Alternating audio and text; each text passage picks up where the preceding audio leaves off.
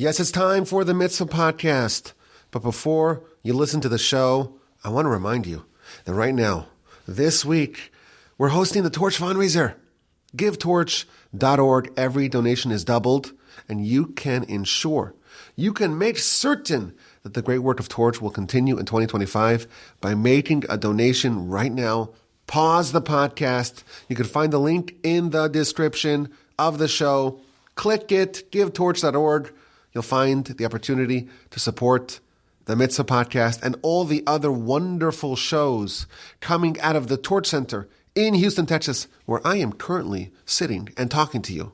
Will you help us? Will you support us? Will you give at givetorch.org? Will you give generously at givetorch.org? I'm refreshing the page. Will we see it? Will we have some love? Thank you so much for your friendship and your listenership and your generosity. GiveTorch.org, our only annual fundraiser. This is it. Will we succeed? Will we make our goal? That's sort of up to you. Thank you so much. Have a fantastic day. Enjoy the podcast and support us at givetorch.org. My email address is rabbiwolbe@gmail.com. We are up to mitzvah number 159. This is in the middle of the book of Leviticus. We're following the mitzvos in the order in which they appear in the Torah. And this is a very different concept, a foreign and alien concept to us. It's not really relevant to us because it deals with something which is not really present or pertinent to our lives, the way they are currently constructed. And that's because they relate to purity and impurity. Previously, we had the laws of kosher and non-kosher. Certain animals are pure, you could eat them without any damage, and others are impure. They're not kosher. They're harmful and deleterious. Don't eat them. Those are, of course, relevant to us today because we still have to eat even without a temple. Here it's a similar concept, but it's not applied to foods we consume or animals that we can or cannot consume. There are some animals that are pure and some that are impure, and they conduct impurity if you carry them, if you hold them, if you touch them, if you lean on them, and so on. So this gets to a subject that we're not really very familiar with, namely that of purity and impurity. If you look at Torah, certainly if you look at the oral Torah, there's an enormous portion of Torah that relates to purity and impurity. The oral Torah, the Mishnah, it's 60 or so books. Depends on how you count. It's really 63 books, but it's 6 different major sections. The 6 orders of the Mishnah, as they're called, the Shisha Sidarim, or Shas. And the last order, the last major section, is what's known as Taharos, which means purities. And it deals with purity and impurity, so effectively it's like a 6th or 16% of Torah relates to purity and impurity. And we don't really know even what this is. It's not cleanliness.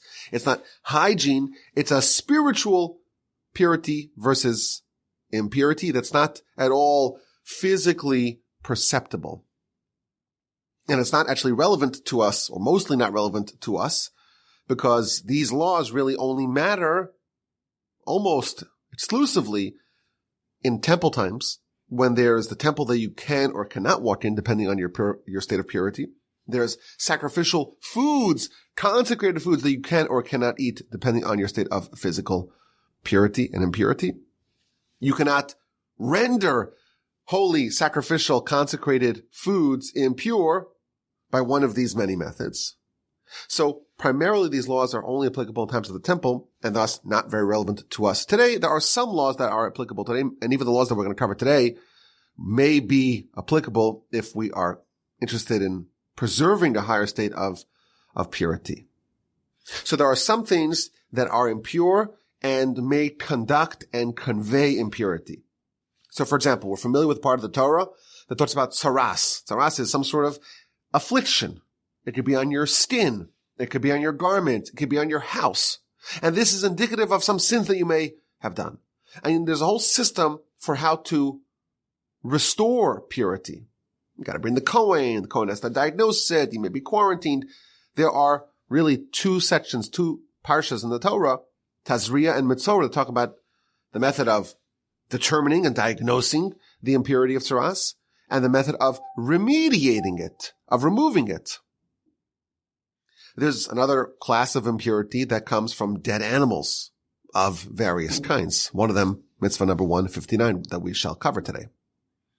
There are certain things that can happen to men or women that will render them impure. They could have certain emissions. Certain things can happen to them that would make them impure.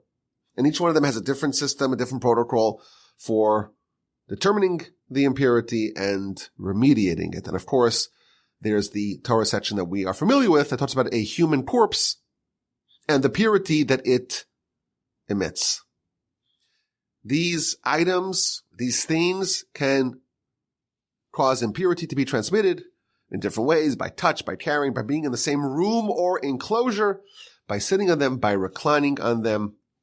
And they can transmit impurity to people, to things, to food, and to drink. Now again, it's not so relevant to us today because a person who is impure cannot enter temple grounds. A person who is impure cannot eat consecrated food. And the consecrated food itself cannot become impure and must be protected against impurity. And the methods of remediation are, of course, different, depending on the different type of item and the different type of impurity that it received. We are familiar with the concept of the red heifer. The red heifer is a red cow that you have to slaughter it and burn it and make a huge pile of ashes. And that ashes are mixed with all sorts of ingredients that are sprinkled upon someone who is impure because of contact with the dead. And then there's a whole process outlined in the Torah. Not just that, the red heifer, the sprinkling of the red heifer, concoction, but all sorts of other things that have to happen in order for them to have that impurity removed. There are sometimes that sacrifices are brought, and certainly immersion in a mikvah is part of it. The details, of course, are vast and voluminous. And, as I will remind you for the third time, these are ideas that are very distant for us, and that's going to be a major subject of what we're going to cover today, the fact that the concepts here are quite impenetrable and foreign. Mitzvah number 159 are 8 specific animals that are impure and their carcass, their corpses, render impurity. If you look at Leviticus, Vayikra, Parshas Shemini, after it talks about kosher and non-kosher animals, it talks about a different class of animals. The 8 specific animals, creepy crawlers, rodents of sorts. This is in chapter 11, verses 29 and 30, that when they die in their death, they are impure. Now it lists the animals in Hebrew, and there's some sort of debate or uncertainty as to exactly what is the identity of these 8 animals. In many books that talk about these animals, it'll just transliterate those words because there's a lot of debate as to the identity of these animals. That said, if you want to follow the opinion of Rashi, you have number 1, a weasel, a mouse or a rat, a toad, a hedgehog or a porcupine, certain species of lizards, other types of lizards, snails, and of course, a mole. These are not generally pets, at least outside of Harry Potter. But these animals are pure and they cause impurity when they are dead. That's the mitzvah number 159. These 8 different animals, these shemona shratzim, these 8 rodents that are impure. These 8 to the exclusion of any other. Now, when we read this, it's mysterious. Nothing about these 8 jump out at us as being uniquely different. And we don't know why they specifically conduct impurity. Why do they specifically hinder purity? We have no idea. And that's actually the main subject at the Sefer Chinuch, which is the book that we are using to navigate the 613 mitzvos in the order in which they appear in the Torah.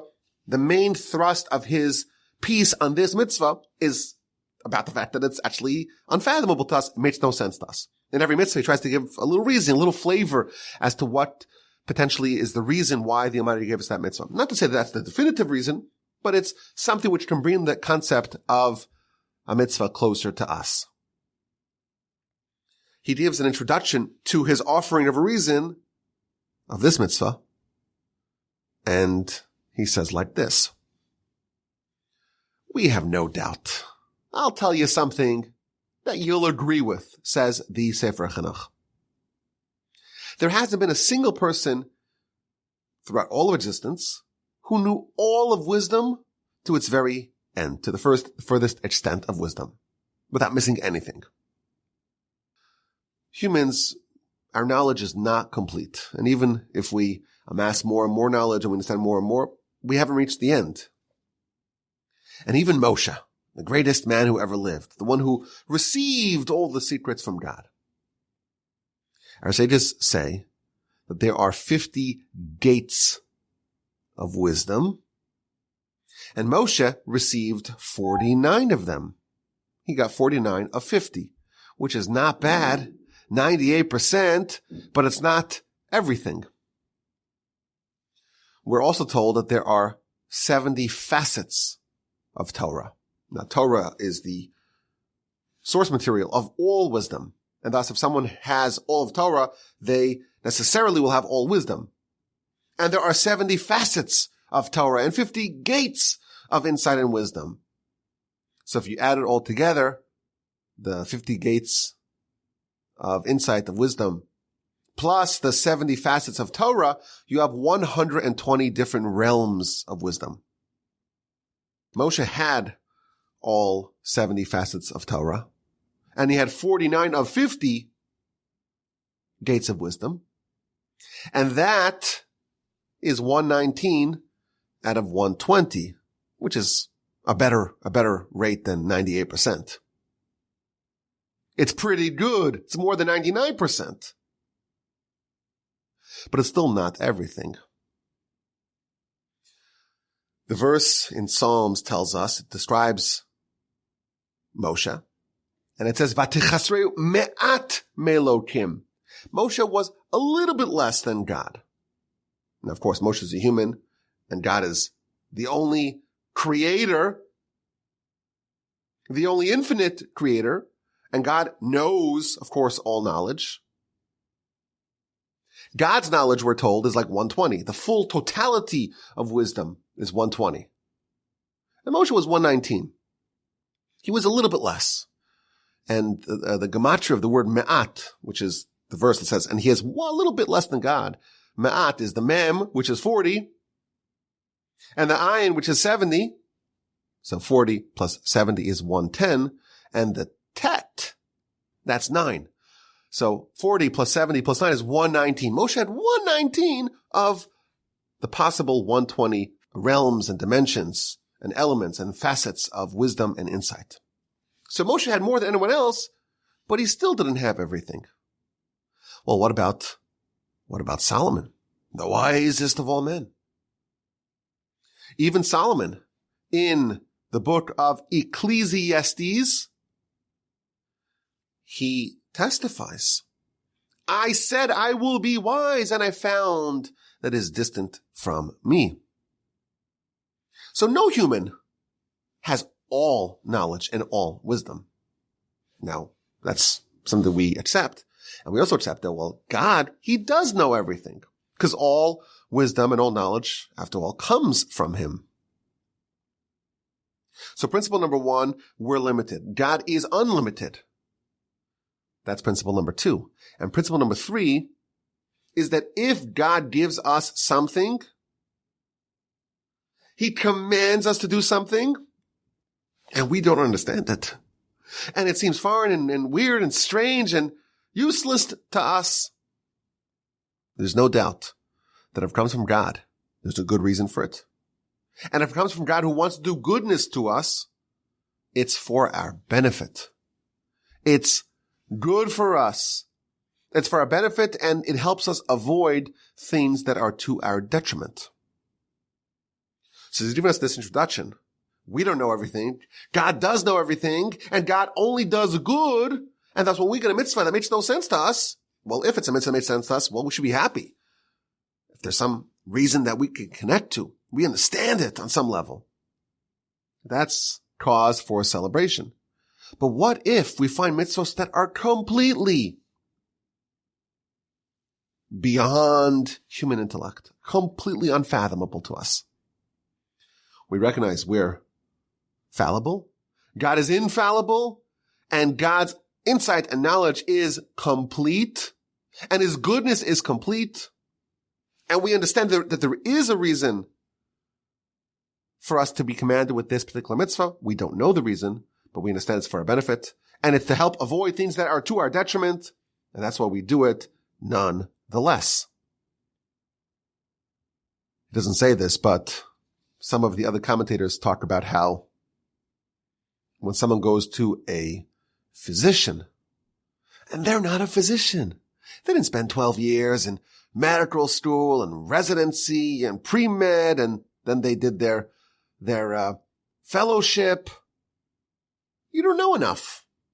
And you could Google it or check out ChatGPT, but still, you don't have the experience and the insight and the knowledge of the physician. So if you try to understand what exactly is the reason for the diagnosis and what exactly is the reason for why this particular remedy prescription will address the pathology, you understand that this is the expert. You're going to the expert, and the expert will give you the proper course of action to achieve the desired result. Almighty God knows everything. He created us. He created everything.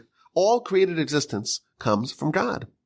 So when he gives us something that makes no sense to us, we bow our heads and humbly say, thank you for giving us something, even though I didn't understand why I need it, and I don't understand why it helps me in my objective. Now, it's interesting, the whole book that we're studying here, it's giving us a little bit of each mitzvah, a little flavor, a little snapshot of every mitzvah, and also the reason for the mitzvah. You open up the Torah, we have commandment following commandment following commandment, and very, very infrequently we're given a reason. Isn't it interesting that the Torah itself does not offer very much in the way of reasons for mitzvos? So here we're going to have a whole section of mitzvos that make no sense to us, and we'll have to really work really hard to find a reason for it. So the Sefer Chinuch tells us that the Talmud addresses the reason for the omission, for the nearly complete dearth of reasons for mitzvos in the actual scripture of the Torah. If you are given the reasons for mitzvos, it may lead to grievous blunders. And it cites the example of 3 mitzvos that we are told the reasons for. Mitzvos that are not relevant to basically everyone who's listening, because they relate only to a Jewish king. Cannot have too many horses, because that will lead the king to go back to Egypt. Cannot have too many wives, because that will lead his heart to go astray. Cannot have too much money, because that will cause him to be haughty, to lord over his brethren. So we're given 3 mitzvos for a king, and the reasons for them. And there was a great man, the wisest of all, King Solomon, who said, oh, here we know the reason. So if I could find a way to have horses without the concern of going back to Egypt, and I could have wives without the concern of them leading my heart astray, and I could have plenty of money without lording over my brethren, well, then it's okay, right? And indeed, he blundered. His wives led him astray. He went back to Egypt, and he lorded over his brethren. So it's very dangerous to be told a reason, because then in our puny little brains, relatively speaking, of course, in our puny little brains, we say, oh, now I understand the reason. So I'll just do it, I'll violate it, and make sure that the reason is maintained. And if Solomon blundered, well, we're very liable to blunder ourselves. That's the introduction that he gives to this reason for this mitzvah of the 8 different animals, the 8 rodents that are impure when they die. He tells us, well, once we know these introductions, we know God will not command us in any mitzvah that's not for our benefit and that's not good for us. And when we have forbidden foods, why is this forbidden? We don't ask a question. We understand that this is for our benefit. When there's purity and impurity, don't do this and this and this because it's impure. And we don't understand why. And you try to use all your faculties and all your ability to discover, and you don't find the answer. You cannot find an answer. We still know that it's for our benefit. That said, when it comes to impurity, the Sefer HaChinuch will offer us a reason. And he says, listen, for most people, they don't understand this at all. But the general idea, or a general idea that we can have when it comes to purity and impurity, is that it relates not to our body, but to our soul. Impurity damages not the body, but the soul. Impurity weakens not the body, but the soul. Just as we know that not all foods are created equal. Some foods are healthy, are good for you, and some are bad for you.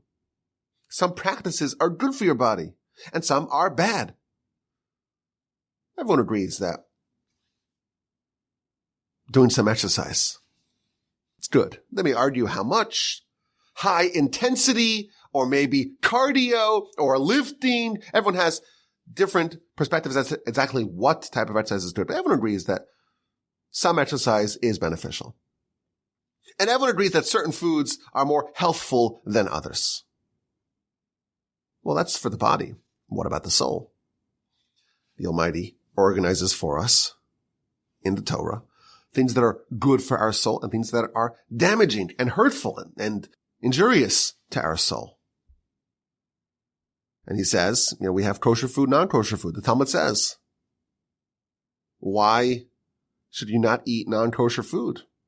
Because it clams up your heart. It gummies up your heart. It makes it impenetrable and unimpressionable. It weakens your ability to use your heart properly, to be sensitive to matters of the spirit.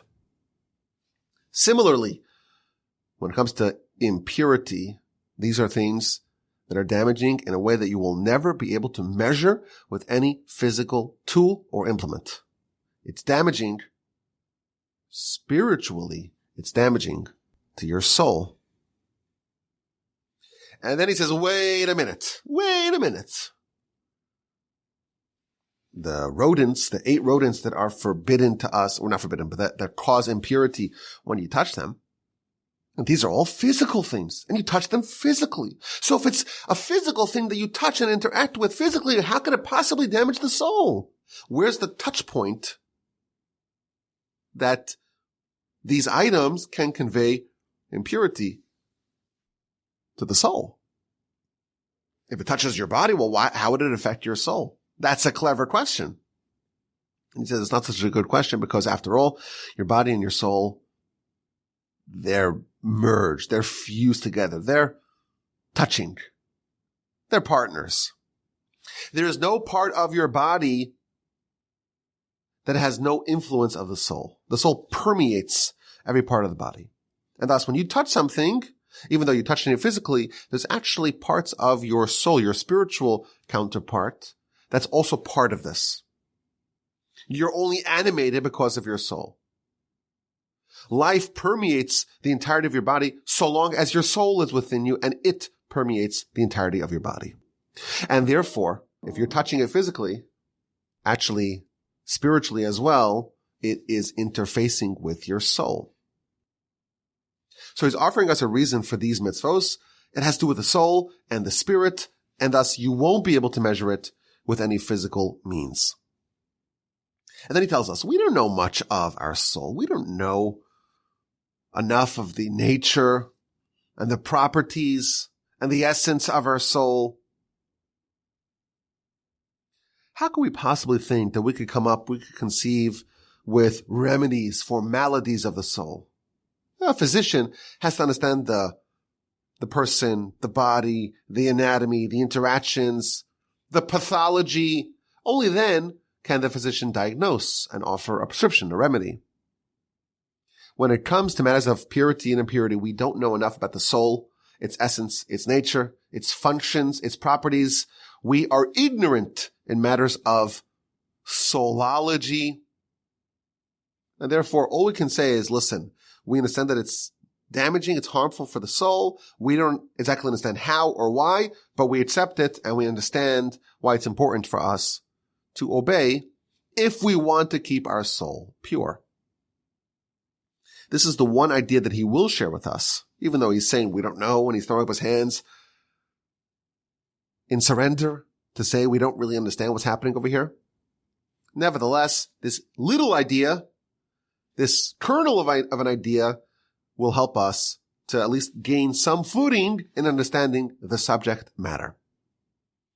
And then he ends off his essay on the reason or the non-reason that we can offer for this mitzvah by saying that once we understand this little kernel of an idea, it will mask our shame. When we get to the mitzvah number 197, we're up to 159 now, so this is still a few mitzvahs away. And we talk about the red heifer and the great paradox of the red heifer. That when you sprinkle red heifer concoction on a person who's impure, they become pure, but the sprinkler becomes impure. And that's a big paradox. How can it be that in a process of purification, there is also some impurity that is garnered, that is generated? This one idea, this little kernel of idea, will help mask our shame when we encounter that idea. Okay, that's what he offers us by way of introduction to understand the reason for this mitzvah. And then he, as he always does, runs through a sampling of some of the laws and the applications of this mitzvah. So again, it's mitzvah number 159, 8 distinct animals. Maybe there's some debate as to the identity of these animals. Animals that when they're dead, they are impure and they cause impurity. And he begins the laws by telling us that these are what's known as a father of impurity. A father versus a child of impurity. A father begets a child. So in a similar way, when something is a father of impurity, it can spawn, it can foist impurity onward. It can beget impurity. And this renders a person or vessels impure if they touch. So if a person touches, they're clutching a dead rat in their hand, well, that's impurity. There's a famous illustration in the Talmud and in the Talmudic literature about someone who's jumping into a mikvah and they're holding tightly a rodent in their hand. And it's the description of an idea that you can't do something that immediately makes you impure and try to do that at the same time that you're trying to become pure. There's something that inherently prevents the process from working. Tovel v'sheretz biyado. You're immersing in the mikvah, but you're clutching the sheretz, the rodent, the dead rodent in your hand. Now, there are different classes of vessels, and there's something called a kli cheres, an earthenware vessel. And the way that an earthenware vessel becomes impure is a bit different. If the rodent enters the airspace of this earthenware vessel, it becomes impure. If you touch it, it doesn't become impure. Touch it from the outside, it doesn't become impure. But if it enters the airspace of this vessel, then it would spread the impurity. Now, the animal has to be dead, and it's only these 8 and not others. For example, a snake or a scorpion. These do not qualify to be included in this mitzvah. It does not conduct impurity if you carry it but don't touch it. It does not make the clothing of the person who does touch it impure. And unlike most items that we have to find the volume for the minimum required volume for the halachic significance to be in effect. Typically, it's an egg's volume or an olive's volume. How much of a rodent must be there for it to conduct impurity? Here is the size of a lentil, which is even smaller. And what if you have a little bit of this animal, a little bit of this animal, and together, none of these animals on their own is in the lentil's volume, but together they combine. Well, actually, that would be enough to render someone impure, even though, it's half a lentil's worth of this one and half a lentil's worth of the other one. Together, that would combine and create the capacity to render something impure. Someone who is impure cannot eat truma, sacrificial foods for a Kohen, cannot eat any sacrifices, any consecrated food, and cannot enter the temple until they immerse. And even after they immerse, in the mikvah, they have to wait until nightfall for the complete purification to conclude. Now, the end of the Sefer Chinuch's commentary, he says, firstly, it's not applicable today. We don't have a temple, we don't have sacrifices, we don't eat truma. It's not applicable today. However, I told you that the reason why these things cause impurity is because they damage the soul. So therefore, if you want to preserve the full potency of your soul, or at least maintain the power of your soul, you are advised to not become impure in this manner, because why wouldn't you want to preserve the holiness and the full potency of the soul to the best of your ability? And his last piece deals with a little bit of a debate. Is this a mitzvah or is this not a mitzvah? Because here, there's no prohibition to become impure. The prohibition is only once you are impure, don't enter the temple, don't eat sacrifices, don't make sacrificial consecrated foods impure. This is just like the category. So there's a debate, as we saw in the past, between Rambam with an M, Maimonides, and Ramban with an N, Nachmanides. What is the status of laws that are the system in which the transgressions and performative mitzvos apply? Is there a mitzvah to identify which animal is kosher, which is not? So the Rambam says yes. Ramban says no. The prohibition is only don't eat an animal that's not kosher. But to identify which one is, which one isn't, that's not a mitzvah. Similarly over here, the mitzvah in question is only the concept of the 8 animals that are impure, render impurity. But the Rambam would again say this is included in the 613. The Ramban would say not. One final point, the Sefer Chinuch wrote that the snake, the serpent, the scorpion, they're not included. And if we think of an animal that most represents impurity, it should be the snake. It should be the serpent. After all, that was the animal that embodied the force of the evil inclination that caused Adam and Eve to sin. So if there was any animal that goes on its belly, that slithers, that is a low animal, not a high animal, not a bigger animal, a smaller animal, a lower animal, that is impure, that conducts impurity, it should be the snake, right? So it's interesting that some of the commentators actually address this question. The Rabbeinu Bechaya, in Leviticus 11:30, says, wait a minute. This is the root of all impurity. All spiritual contamination comes from the primordial serpent. So why is he not impure? Why is the snake not impure? And then he tells us a very clever, interesting answer. Snakes can be deadly. Venomous snakes, constrictor snakes, they could be dangerous. And there's a mitzvah for us to eliminate things that are dangerous. If you see a deadly animal roaming about, you're required to kill it because otherwise it may hurt someone.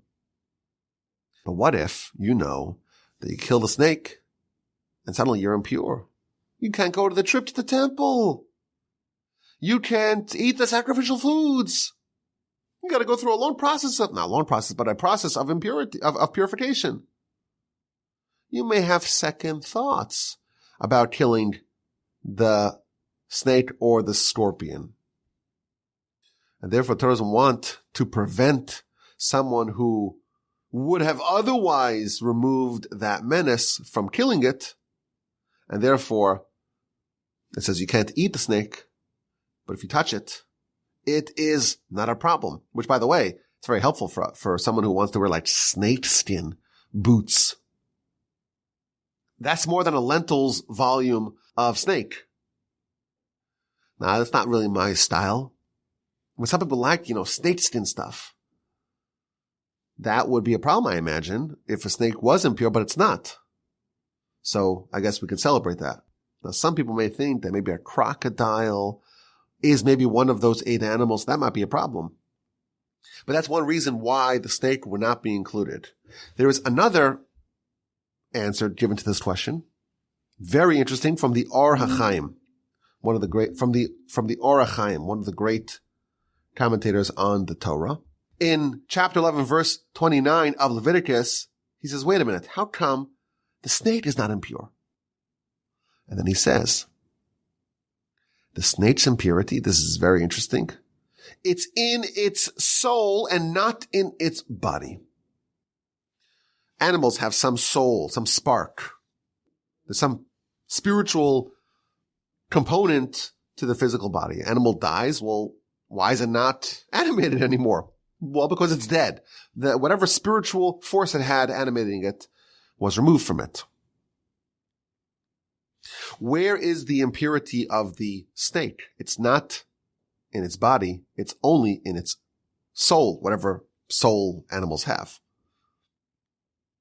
And therefore, once it's dead, all of its impurity is gone, and thus the dead snake actually does not convey any impurity.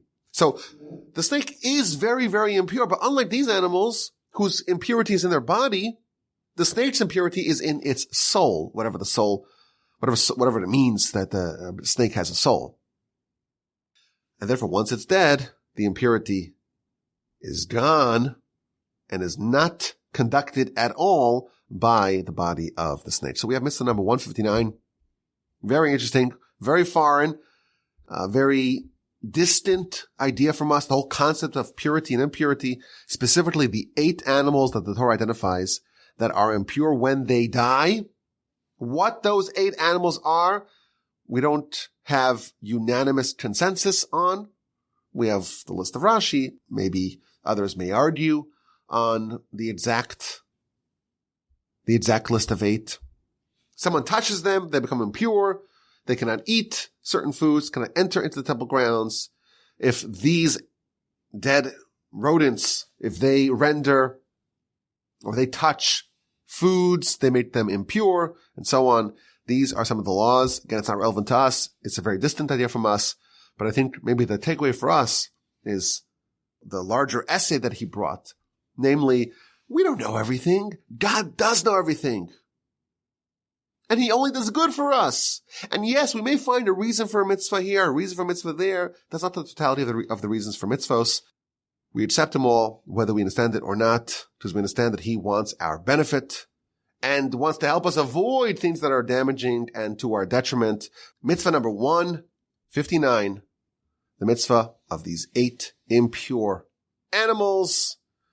My email address is rabbi.wolbe@gmail.com. I look forward to your questions and comments and your feedback.